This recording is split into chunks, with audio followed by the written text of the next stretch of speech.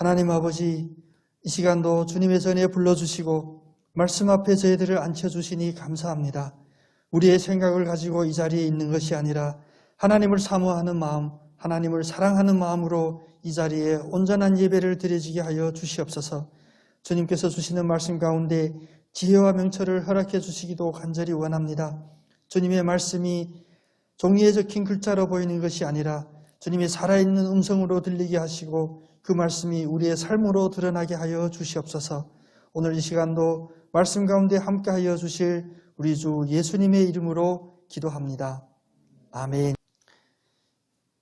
이 시간 저희들에게 주신 하나님의 말씀은 마태복음 5장 21절로 26절 말씀입니다. 옛사람에게 말한 바 살인하지 말라.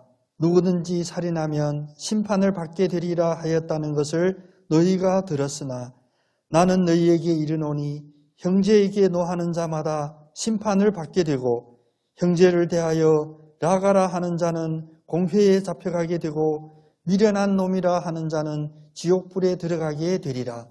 그러므로 예물을 제단에 드리려다가 거기서 내 형제에게 원망 들을 만한 일이 있는 것이 생각나거든 예물을 제단 앞에 두고 먼저 가서 형제와 화목하고 그 후에 와서 예물을 드리라.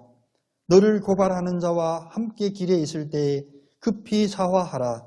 그 고발하는 자가 너를 재판관에게 내어주고 재판관이 옥리에게 내어주어 옥에 가둘까 염려하라. 진실로 내게 이르노니 네가 한 푼이라도 남김없이 다 갚기 전에는 결코 거기서 나오지 못하리라. 아멘. 오늘 주님의 말씀을 받는 우리의 심령이 옥토밭이 되기를 원합니다. 주님의 말씀이 뿌려지고 심기는 곳마다 다 뿌리를 내리고 또 왕성하게 자라서 열매를 맺는 그런 말씀이 되고 그런 우리의 마음밭이 되기를 원합니다. 인생을 살면서 누구나 다 행복을 원해요. 그런데 우리의 마음에는 이런 간절한 행복을 원하는 마음이 있을지라도 그 행복을 이루는 데는 우리의 힘으로 우리의 능력으로는 감당할 수가 없습니다. 내 생각대로 되지 않는 것들이 너무나 많이 있어요. 사실 그래서 이런 마음의 갈급함, 마음에 또 해결할 수 없는 그런 문제들을 안고 주님 앞에 오는 이들이 참 많이 있습니다. 저처럼 늦게 예수를 믿었던 이들을 보면 거의 다 이런 구체적인 문제를 가지고 주님 앞에 나오게 됩니다. 주님이 이런 문제를 해결해 줄 수 있을 것이다. 이런 기대를 가지고. 물론 주님은 우리 현실의 문제도 다 해결해 주십니다. 그런데 주님은 우리의 물질적이고 육신적인 문제만 해결해 주실 뿐만 아니라 우리의 영적인 문제, 죄의 문제, 구원의 문제 이런 것마저도 해결해 주시는 그런 주님이셨습니다. 그래서 처음에는 육신의 작은 것 가지고 주님 앞에 나왔다가 이제 신앙생활을 하면서 우리가 점차 깊은 신앙, 또 차원이 더 높은 신앙, 더 큰 신앙을 우리가 갖게 되는 겁니다. 그러면 우리의 현실적인 생활 중에서 우리의 신앙이, 믿음이 더 크려면 어떤 방법, 어떤 길이 가장 확실하고 또 가장 우리가 효과적으로 사용하고 있나 한번 생각해 보면 바로 예배입니다. 요즘 이 코로나 사태 속에서 이 예배에 대한 또 새로운 토론들도 있고 생각하는 바도 많이 있죠. 우리가 대면 예배, 비대면 예배, 또 인원이 제한되어 있는 이런 속에서 여러 가지 이야기들이 많이 있습니다. 어찌됐든 그 본질은 다 예배에 대한 새로운 생각을 하게 돼요. 그런데 왜 예배가 우리한테 중요하냐? 그냥 우리가 일주일에 7일이라 한다면 그 주일 한번 예배 드리는 1시간, 1시간 반 그 시간이 우리 일주일 중에 신앙생활에서 가장 중요하고 또 많은 분량을 차지하는 그런 현실이 있기 때문입니다. 물론 우리가 매일 말씀을 묵상해야 되고 또 기도해야 되고 찬양 드려야 되는데 아마 이런 조사들은 하기가 어려울 거예요. 근데 우리가 우리 자신을 알죠. 그래서 주일 그 한 번 예배 드리는 예배 중에 우리는 은혜를 받고 또 그 속에서 받은 말씀으로 일주일을 우리 발 앞에 등불로 삼고 살아가는 우리의 현실입니다. 때문에 예배가 매우 중요해요. 그래서 여러분 요즘 뉴스에 볼 때 왜 어떤 목사님들은 예배, 특히 대면 예배에 대하여 이렇게 강경하게 주장하는지 생각해 보면 바로 그런 절실한 마음 때문에 그래요. 저희 교회 담임은 아니지만 아마 그분은 그분이 목회하는 그 교회에서 그 교회 성도님들 상황을 잘 알기 때문에 예배가 중요하다라고 강조할 수밖에 없었을 거예요. 저희도 마찬가지입니다. 어떤 교회든 예배가 중요합니다. 그런데 오늘 이 말씀은 여러분 사실 자주 읽었던 말씀이죠. 그렇게 낯선 이야기는 아닙니다. 그런데 사실 이 이야기는 예수님이 직접 가르쳐 주신 예배론에 관한, 예배에 관한 가르침이십니다. 예배에 대한 가르침. 오늘 첫 시작은 옛사람에게 말한 바 살인하지 말라. 누구든지 살인하면 심판을 받게 되리라. 이 이야기를 너희들이 이미 들었지 않냐라고 시작이 해요. 그럼 이 옛사람들에게 말했던 살인하지 말라라는 이 명령은 어떤 명령이었을까요? 바로 구약에서 모세에게 주었던 그 10계명 중에 제6계명이 살인하지 말라였어요. 그래서 유대인들은 어려서부터 그 말씀을 이 팔목에 실로 메고 이마에도 두르고 다니고 하는 정도로 10계명에 대하여 철저하기 때문에 이런 살인하지 말라는 이 계명은 언영 들어서 잘 알고 있었습니다. 그리고 이 계명을 어기게 되면 공회, 예수님 그 당시는 산헤드린이라고 하는 공회인데 사실 장로님들이 모여 있는 어떤 재판도 하고 시비도 가르고 심지어 그들에게는 생사까지 주관할 수 있는 그런 권력까지도 가지고 있었는데 그런 산헤드린에 모여서 심판까지 받게 된다였습니다. 살인하면 당연히 심판을 받게 되죠. 또 살인하고 사람 죽였던 그 행위에 대한 응분의 그런 징벌도 받게 됩니다. 근데 오늘 예수님의 말씀을 보면 오늘 21절 다음에 이어서 이 10계명의 6계명 이상이 되는 그런 요구를 말씀해 주십니다. 살인하면 누구든지 심판을 받는 건 너희들 알지만 내가 오늘 역점을 두고 너희들에게 이야기하는 것은 무엇이냐. 22절에 보니까 형제에게 노하는 자마다 심판을 받게 되고 형제를 대하여 나가라 하는 자는 공회에 잡히게 되고 미련한 놈이라고 하는 자는 지옥불에 들어가게 된다. 10계명에서 제6계명 살인하지 말라고 한 그 계명과 오늘 예수님께서 선포하시는 미워하지 말라, 화내지 말라, 바보라 하지 말라, 욕하지 말라 이런 계명이 어떠한 차이들이 있는지 우리 한번 생각해 봤으면 좋겠어요. 저희 아이가 중국에서 3학년 때 한국에 들어왔거든요. 그런데 한 학기 채 되기 전에 제가 놀라워 본 걸 발견했는데 뭐냐면 어디서 그렇게 욕을 많이 배웠는지 요즘 애들이 입이 엄청나더라고요. 걔가 학교에서 친구들밖에 접할 수 없거든요. 뭐 집에서 뭐 인터넷 뭐 이런 거 3학년에 할 수 없었으니까. 한 2달 되니까 욕을 얼마나 잘하는지. 근데 생각해 봤더니 그래. 우리가 입으로 얘기하지는 않았지만 욕이 참 발달한 그러한 심리를 우리가 가지고 살고 있구나. 이런 생각도 해봤습니다. 어느 목사님 설교하시다 그러더라고요. 한국만큼 욕 잘하는 민족이 없다. 오늘 이 말씀이 우리들에게 엄청 가까이 다가와야 됩니다. 엄청 가까이. 구약에서 살인하지 말라는 그 결과에 대한 이야기예요. 이 어떤 행동을 했을 때 그 결과가 한 사람이 죽게 됐다. 한 사람이 상처를 입게 됐다. 그런 결과에 대한 어떠한 징벌을 말씀하신다면 오늘 예수님이 말씀하시는 이 말씀은 사실 그 행위가 있기 전에 마음에 싹 텄던 그런 작은 죄악의 씨앗, 쓴뿌리까지 주님께서 드러내서 말씀하는 겁니다. 행위를 일으키지 않았더라 하도 노하는 자. 여러분 생각해 보십시오. 노하면 어떤 겁니까? 노해서 상대방에게 물리적으로 상처 입히기까지는 아니죠. 먼저 내 마음에서 먼저 생기는 게 노입니다. 또 형제를 욕하는 것도 그것도 내 마음의 판단이 먼저 생기는 거예요. 상대방에 대하여. 미련한 뭐라고 한 것도 내 마음에서 생기는 거예요. 그러니까 구약보다 더 엄격한 율법을 예수님께서는 지금 말씀하고 계신 겁니다. 강조점이 다른 그런 차원이 아니에요. 그 율법의 강도로 봤을 때 엄청 높은 그런 강도의 요구를 하고 있습니다. 먼저 노하는 자마다 심판을 받는다 하셨습니다. 예수님께서 노하는 자, 우리가 화를 낼 때 우리 마음속에 있는 그 생각이 사실 살인보다도 더 심각한 그런 악과 그런 안 좋은 결과를 만든다는 거예요.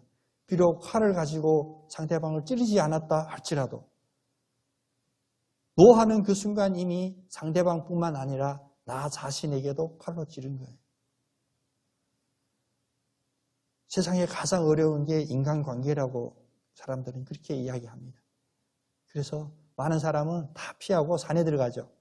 요즘 자연인이라고도 하는데 자연에 들어가서 혼자 살면 자연과 가까이 하면서 많은 그 어떤 치유가 된다라고 얘기하는데 그 본질은 뭐냐? 사실 사람하고 만나지 않아서 치유되는 부분이 엄청 있어요. 우리는 열심히 노력합니다. 도덕적으로도 노력하여 나는 상대방에게 상처 주지 말아야지. 근데 요즘 운전하고 똑같아요. 내가 운전 제대로 해서 사고 안 나는 것이 아닙니다. 내가 상대방에게 상처 주지 않으려고 내 마음은 다잡는다 하더라도 상대방이 나한테 주는 상처. 예를 들면 오늘 이렇게 노하는 부분들. 우리의 마음속에 있는 상대방의 노함으로 인하여 내 마음에 오는 그 상처가 사실 칼로 찌르는 것 못지않은 그런 살인보다 더 심한 나쁜 영향을 미친다는 것을 주님이 미리 말씀해 주신 겁니다. 그렇다면 이 노하는 것은 내 마음에 생긴다. 어떤 그 쓴뿌리의 맨 시작이라고 한다면 오늘 욕하는 거, 그건 이미 입에서 나오는 거예요. 입에서 이미 나왔습니다. 화내뿐만 아니라 입으로 욕하면 더 높아졌어요. 이제 지옥에 간다고 그랬죠. 그래서 본문에 그 욕하는 것들이 나옵니다. 라가라 하는 것도 욕이다. 또 미련한 놈이다라는 것도 욕인데 결과는 지옥불에 들어간다. 지역마다 이 욕하는 방법이 다른데 이건 설교 말씀 전할 때 꼭 필요한 말씀은 아니지만 사실 동양하고 서양이 욕하는 방법이 달라요. 이건 관심이 다 없으시면 지나가겠습니다. 이 동양은 이 혈통에 대한 욕을 심각한 욕으로 생각하거든요. 부모 건드리고 할아버지. 근데 서양은 논리 구조가 좀 달라요. 이 지식에 대한 얘기를 해요. 무식하다가 사실은 엄청난 욕이에요. 서양인들에게. 근데 우리는 무식보다 오히려 부모나 이 혈통에 대하여 뭐라고 하는데 그리고 신분에 대하여. 이 오늘 라가라고 하는 이 부분들이 바로 그런 부분들입니다. 우리하고 다른 배경이지만 그 당시에는 엄청난 욕인 거예요. 왜냐? 이제 바보 멍청이 우리 단발학에 가면 특히 초등학교 가면 누구 바보라고 많이 썼죠. 이제 아이들한테 잘 알려줘야 돼. 이게 사형죄에 해당되는 죄라고. 이거 농담하면 안 되는 거라고. 상대방을 멍청이 바보라는 소리만 해도 공의에 잡혀가서 공의에 잡혀 사람에게 심판받을 뿐만 아니라 나중에 지옥불까지 내려간다라고 하는 거예요. 작은 것 같지만 주님은 미리 우리에게 경고했습니다. 작은 일이 큰 게 되는 거예요. 요즘 뉴스 보면 안타까운 사연들이 많은데 다시고 보면 작은 것 하나의 발단이 그렇게 엄청난 악과를 나타내게 됩니다. 저는 저 어렸을 때도 제 눈으로 본 이야기인데 3일에 걸쳐서 사실 장기 두다가 그냥 저녁 식사하고 장기 두다가 시작된 시비가 한 수 물려달라 그거 안 물려주고 그것이 3일째 돼서 살인까지 났던 우리 동네 그런 일이 있었어요. 다 어른들이 그때 저도 어렸을 때인데 그 얘기를 분명히 하더라고요. 이젠 누구하고 장기 두지 마라. 괜히 우리의 마음 우리가 다스리기 어렵습니다. 그렇다면 우리 마음에서 일어나는 이런 노하는 것, 또 욕하는 것, 지옥에 떨어질 만한 이런 엄청난 이런 것을 우리가 자제하고 통제하려면 어떻게 해야 될까요? 오늘 주님께서 이 말씀을 하실 때 우리에게 미리 우리에게 설정해 놓은 몇 가지 제어 장치들이 있었습니다. 먼저 주님의 가르침 중에 여러분 생각나시죠? 해가 지도록 그 분함을 품지 말라. 기억나시죠? 우리가 육신을 가진 또 죄인의 그 본성을 가진 인간인지라 주님이 하지 말라고 말씀하신 이런 노함도 생길 수 있습니다. 자주 생기는지 아니면 오랜만에 한번 간헐적으로 생기는지 그런 차이는 있을 수 있지만 꼭 생깁니다. 그때 어떻게 하냐? 적어도 하루 이상 그 노를 품지 말래. 여러분 우리 마음속에는 상처들, 아픔들이 하루 지나면 다 잊어지는 그런 주님의 축복이 여러분께 가득했으면 좋겠습니다. 이게 지금 화상이라 아멘 소리가 안 들리는데 현장에서도 아멘을 안 했으니 하루 지나서 다 잊어지는 것 여러분 하실 수 있죠. 권사님만 고개 끄덕여요. 어렵습니다. 자꾸 생각나요. 어느 날 나는 잊을만 했는데 얼굴 보면 또 생각나는 우리의 이걸. 생각납니다. 근데 그것을 어떻게 해결해야 되냐. 그냥 한 번 생각나는 정도가 아니라 2번 생각나면 그 화가 더 커지고요. 4번 생각나면 배로 커지고. 그게 쌓이면 이제 오늘 주님이 경고하신 것 같이 살인, 다툼이 이제 싸움으로 변하고 이런 결과를 나타내는 거예요. 그래서 로마서 12장 19절에 보면 하나님께서 근본적인 대책을 우리들에게 주셨습니다. 로마서 12장 19절. 내 사랑하는 자들아, 바로 우리를 부르는 거죠. 내 사랑하는 자들아, 너희가 친히 원수를 갚지 말고 진노하심에 맡기라. 기록된 바 원수 갚는 것이 내게 있으니, 원수 갚는 일은 하나님 그 주권에 있다는 거예요. 원수 갚는 것은 내게 있으니 내가 갚으리라 주께서 말씀하느니라. 우리의 마음속에 있는 내가 해결할 수 없는, 물론 일방적일 수도 있겠지만 내 마음에 가지고 있는 이런 화 온전히 주님께 맡기시는 여러분 그런 축복이 있었으면 좋겠습니다.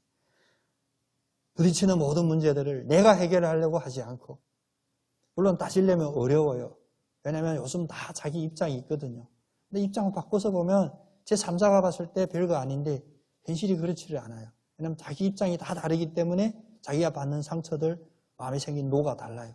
그런데 그 기준이 어디 있든지 불문하고 우리 마음속에 상대방이 뭔지, 상대방이 상황이 무엇이든지를 제쳐놓고 먼저 내 마음에 원수처럼 미워하는 마음이 생기면 그걸 하나님께 맡기라는 거예요. 심지어 명백하게 내가 손해보고 상처 입은 그런 원수라도 우리가 갚는 것이 아니라 하나님께 맡기라는 것입니다. 오늘 이 말씀이 우리의 삶이 됐으면 좋겠습니다. 그럼 왜 하나님께 맡기라고 할까? 나도 공부할 만큼 했고, 나도 인간관계에 가질 만큼 가지고 있고, 힘도 있고, 능력이 있는데 왜 네가 갚으려고 하지 말고 하나님께 맡기려냐? 첫 번째는 우리의 불완전 때문입니다. 저희도 마음 아프게 법정에 오고 가는 일들도 있습니다. 왜? 우리끼리는 입장이 다르고 판단 기준이 다르기 때문에 해결되지를 않아요. 그래서 결국 누구한테 의지하냐? 판사에게 의지해요. 판사가 이제 법에 따라서 누가 잘못했다, 누가 잘했다를 구별해 줘야 되는데 그것마저도 제가 이 자리에서 이야기할 수 있는 내용들은 아니지만 여러분 아시잖아요. 얼마나 어려워요. 작은 일 하나가 3년, 5년. 그래서 결국 실수가 없고 잘못이 없으니까 그 5년을 견디지 못하여 안타까운 상황도 실제로는 있습니다. 그런데 그 판사가 결론이 완전하냐? 판사도 잘못 판결 낼 수가 있거든요. 왜냐? 인간이니까. 인간이 가지고 있는 그 불완전 때문에 그 판단이 100% 맞지를 않아요. 그래서 사실은 우리 한국은 아직 폐지까지는 안 했는데 사형제도, 이 세계 많은 나라에서 이제 사형제도는 폐지시켰어요. 물론 중국이나 북한 아직 사형제도가 있습니다. 최근에도 중국에서는 사형을 집행했다라는 이런 뉴스도 보이는데, 제일 강력한 것은 마약 사범은 진짜 짧은 시간에 판결 내려서 사형까지 해요. 마약 사범. 근데 왜 사형제도를 폐지해야 되냐? 그 인간의 불안정성 때문입니다. 혹시라도 하나님의 그 중요한 가치인 인간의 생명이 어떤 인간의 불완전한 판단 때문에 잘못 판단되어 사용하게 되면 그것은 하나님 앞에 돌이킬 수 없는 가장 큰 죄이기 때문입니다. 생명을 죽였기 때문에. 그래서 우리가 하나님 앞에 우리의 불안정을 인정했을 때 하나님께 맡기는 이러한 담대함, 또 이러한 우리의 마음의 넉넉함이 있어야 돼요. 하나님은 절대 억울하게 하지 않으실 거고 하나님은 절대 잘못 판단하지 않으시기 때문입니다. 두 번째로는, 첫 번째가 우리의 완전함을 인정하는 것이라면 두 번째로는 무엇을 해야 되냐? 설령 상대방이 잘못했다 할지라도 내 손으로 하게 되면 내 손에 죄가 묻는 거예요. 구약에서는 어떻게 표현했냐면 네 손에도 피가 묻는다 그랬어요. 내가 그 원수를 갚고 그게 상응한 벌을 내리려면 내 손으로 한다면 내 손에 그것이 묻게 되는 겁니다. 나도 악한 사람이 되고 내가 아무리 정의로운 분노라고 할지라도 나에게 언젠가 그 피의 대가가 내 손에 묻혀져 있다는 것. 원수를 갚지 말고 하나님께 온전히 맡기라고 하신 주님의 이 말씀에는 이런 부분들까지도 다 포함되어 있습니다. 주님이 먼저 말씀하시잖아요. 내가 해결해 줄 것이다. 그러면 당연히 맡겨야 됩니다. 일말에 염려도 하지 않고 혹시라도 이런 추측마저도 할 필요 없이 주님께 맡기시기를 바랍니다. 물론 맡기실 이런 분노가 없는 여러분 가장 축복받은 이겠지만 혹시라도 내 마음에 이런 상처나 충격이 온다면 하나님께 맡기시기를 바랍니다. 여기까지 이야기하면 그냥 윤리 도덕적인 강의에 불과해요. 오늘 주님은 단순히 우리가 인간 사회에 살 때 이웃하고 화목하게 지내라 이런 인간관계의 도덕적인 윤리적인 차원에 말씀하시는 말씀이 아니에요. 이어서 23절, 24절에 들어가 보면 오늘 이 말씀의 주제인 예배론이 나옵니다. 예수님이 말씀하는 예배. 오늘 23절, 24절 한번 봅니다. 예물을 제단에 드리다가 바로 예배하는 거죠. 이것은 구약적인 표현인데 여러분 아시다시피 구약에는 제물을 갖다가 제단에서 드렸습니다. 제사라고 표현했고 오늘 우리로 말하면 예배이죠. 그런데 이런 예배를 드릴 때 거기에서 예배 드리는 현장에서 내 형제에게 원망 들을 만한 일이 생각나거든. 자, 이 원망 들을 만한 일, 그것은 누구의 흠일까요? 상대방의 흠일까요? 나의 흠일까요? 맞습니다. 바로 내 자신의 흠이 생각나거든. 우리는 그런 건 잘 생각 안 나죠. 내 자신의 흠이 생각나는 축복이 있기를 원합니다. 어디에서 생각나야 되냐? 예배 드리기 그 직전에 예배의 그 자리, 현장에서 형제에게 혹시라도 내가 원망 들을 만한 일이 생각나거든 바로 그 예배를 중단하고 예물을 제단 앞에 두고 먼저 가서 형제와 화목한 그 후에 예배 드리라는 거예요. 우리 한번 같이 소리내서 고백 한번 해보겠습니다. 형제와 화목한 후에 예배 드립시다.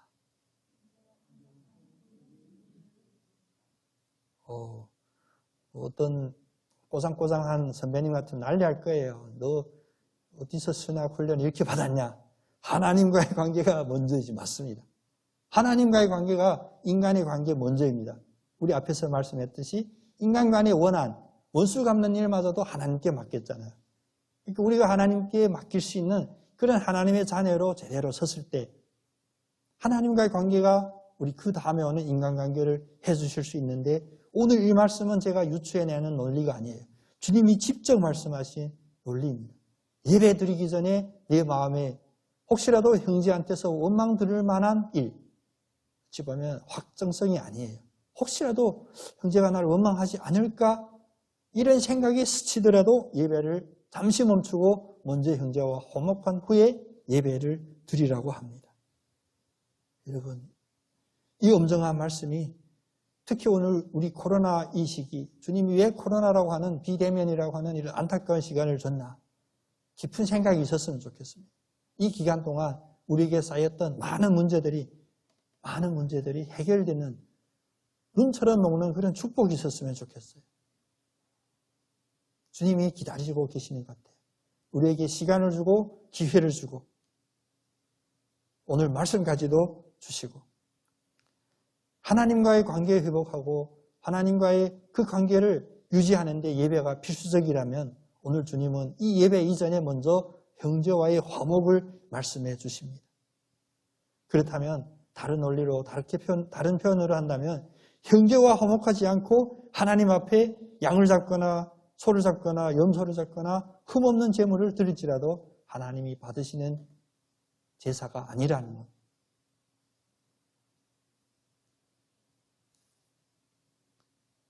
우리는 요즘 세상의 어떤 오해나 또 조롱이나 비방까지도 받으면서 예배 자리에 옵니다.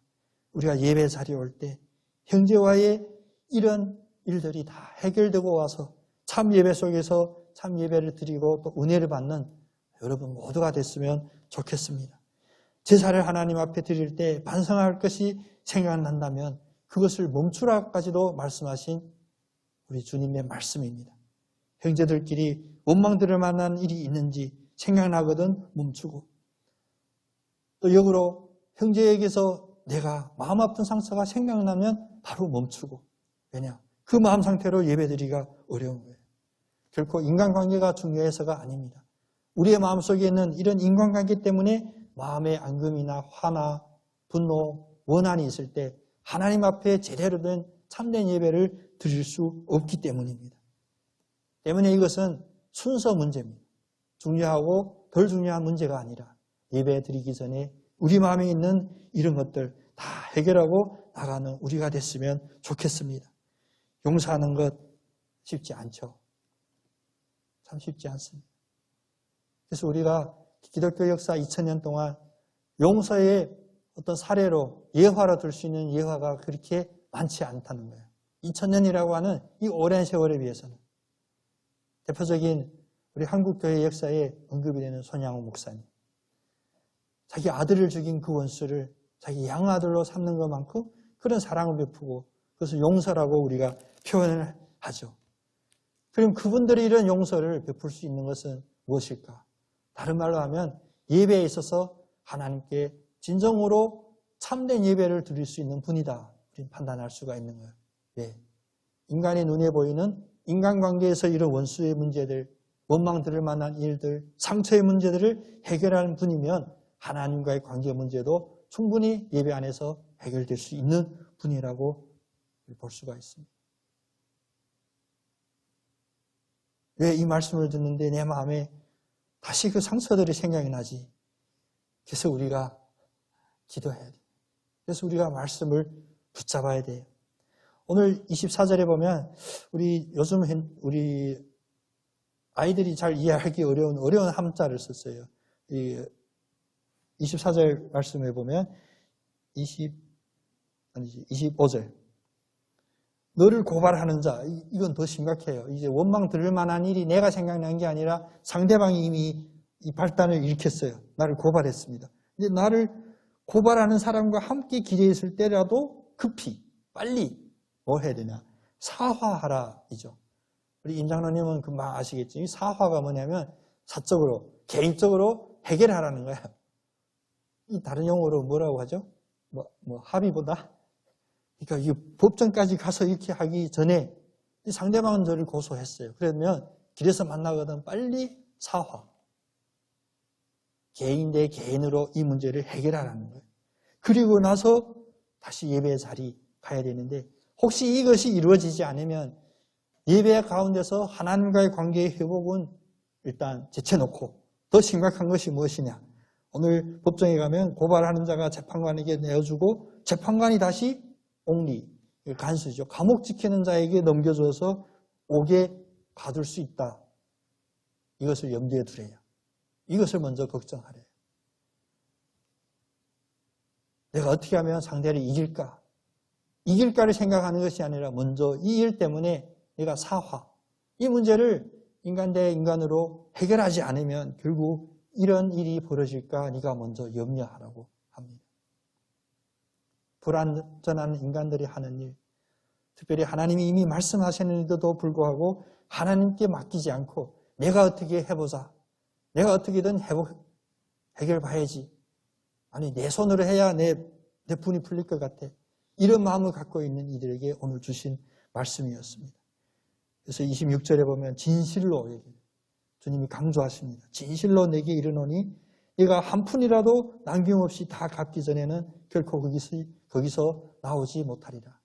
주님 여기서 한 푼이라도 갚기 전에, 이것은 단지 경제적인 채무를 얘기하는 것이 아닙니다. 우리가 하나님 앞에, 인간 앞에 빚진 것, 범한 것, 한 푼이라도 남김없이 우리는 갚을 수가 없습니다. 그 죄의 문제를 해결할 수 없어서 주님이 직접 인간의 몸을 입고 이 땅에 오셔서 십자가에서 그 문제를 해결해 주셨잖아요. 우리 인간이 열심으로 노력으로 할 수 있었다면 주님은 그 길로 인도해 주셨을 겁니다. 근데 완악한 우리의 인간 본성 속에는 우리가 한 푼이라도 남김없이 해결할 수 있는 능력이 없기 때문에 직접 오셔서 이 십자가의 은혜를 저희들에게 주셨습니다. 오늘 이 말씀 우리가 그냥 기억하고 있는 것이 아니라 우리의 삶 속에서 실천하고 우리의 입술로 선포하고 또 남들에게도 보여지고 베풀어지는 그런 우리의 삶이 됐으면 좋겠습니다. 우리의 마음에 먼저 원망들을 만한 일, 심지어는 나를 고발한 이와도 화목한 이후에 예배드려야 된다 했어요. 그럼 일주일 예배드리는 주일 외에 월요일부터 토요일까지 저 왼수 같은 사람 또 만났다. 어떻게 할까? 화목을 이루는 전위에 주는 비법 궁금하시죠? 네. 화상이라 좋습니다. 궁금했는지 안 보여서요. 어렵게 생각할 부분이 아닙니다. 주님은 우리의 실질적인 문제를 해결할 수 있는 방법들을 사실 쉽게, 혹시라도 못 알아들을까 봐 비유를 사용하여 설명하듯이 사실은 쉽게 우리에게 해결책을 주십니다.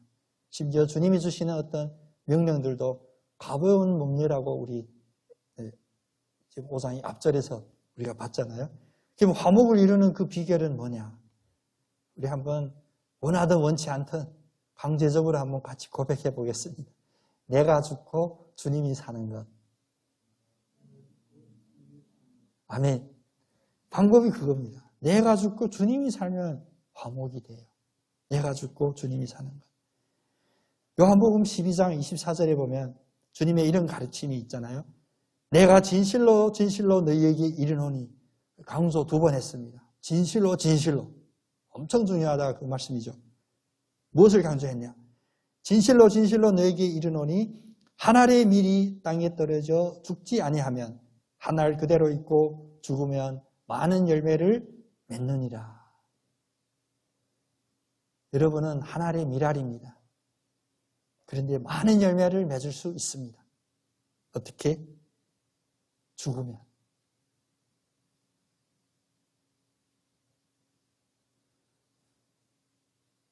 죽는다 하니까 오늘 같은 이런 경우는 느낌이 다르죠. 확 다가오는데. 사실 죽는다는 이 세 글자 글로 표현했을 때하고 그 안에 담겨진 뜻은 완전히 다른 겁니다. 우리 세상은 죽는다 하면 끝장이다. 실패다. 망했다. 그렇게 생각하지만 주님 안에서는 죽는다가 바로 승리하는 것, 이기는 것, 완성하는 것입니다.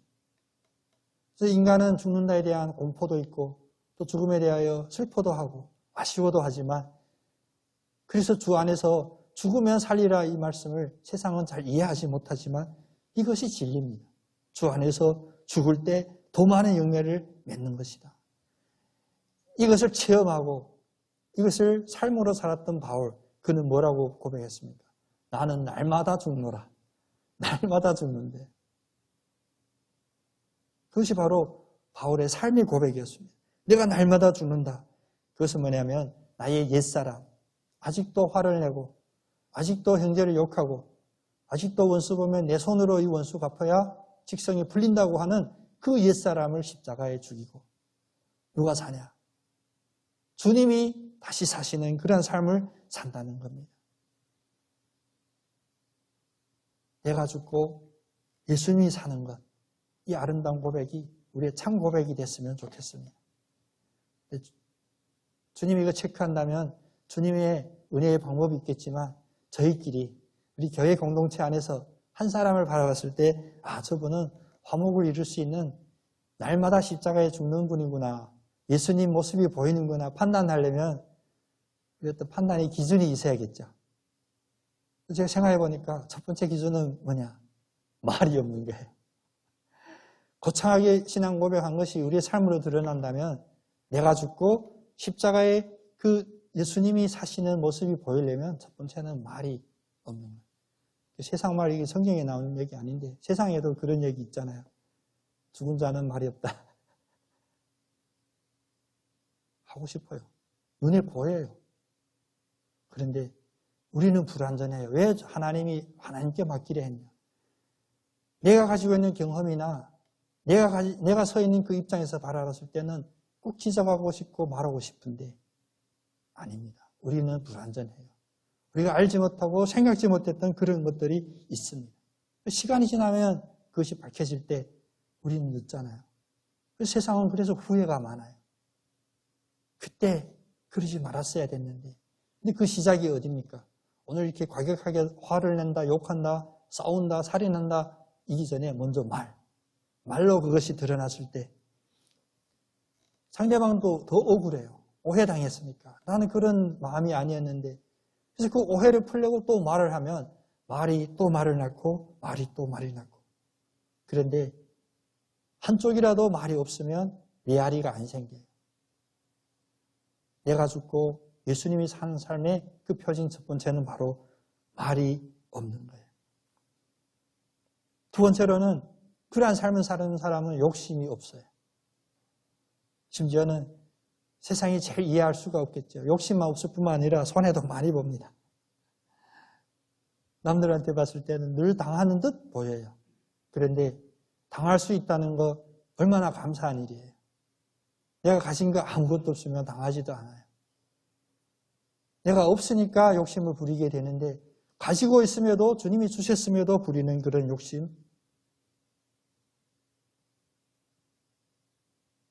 우리는 사실 이 세상에 아무것도 갖고 갈 필요도 없고요. 또 갖고 가지도 못합니다. 제가 언젠가 여러분과 함께 나눴던 대전에 있는 장로님, 가구하시는 장로님이신데 가구를 평생 하신 장로님이 집에 아파트에 가봤더니 제대로 된 가구가 없어. 아니 장로님 왜 집에 소파도 제대로 식탁도 안 하셨는데 그걸 다 천국에 가지고 갈 수도 없는 거 왜 내가 극단적으로 이해하실 수도 있겠지만 거기서 참 저는 은혜 받았어요. 그렇다. 없어서 욕심이 많아지고 또 많음의 욕심이 죽어지는 것도 아니더라고요. 네, 내가 죽고 예수님이 살지 않으면 이 문제는 근본적으로 해결할 수가 없습니다. 그래서 예수님이 살고 내가 죽으면 난 말도 없고 욕심도 없고 나는 왜 살아야 되냐. 그게 바로 우리 인간의 근본적인 질문입니다. 왜? 내가 왜? 나는 어디 있어?